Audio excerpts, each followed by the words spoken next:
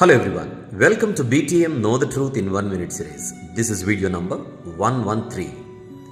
Bible గ్రంథంలోని 119వ కీర్తనను అక్రాస్టిక్ సాంగ్గా మాట్లాడుకుంటున్నాం. Hebrew భాషలోని 22 అక్షరాల పేర్లతో 22 సెక్షన్స్గా డివైడ్ అయ్యి ఈ కీర్తన మన ముందు కనబడుతూ ఉంటుందని మనం తెలుసుకున్నాం. ఇంతవరకు ఈ కీర్తనలో 13 సెక్షన్స్ని పూర్తి చేసుకుని ఈరోజు మనము 14వ సెక్షన్లోనికి వెళ్తున్నాం. హీబ్రూ భాషలోని 14వ అక్షరమే నూన్. ఈ అక్షరం ఎలా ఉంటుందో ముందుగా స్క్రీన్ మీద గమనించండి. Very good.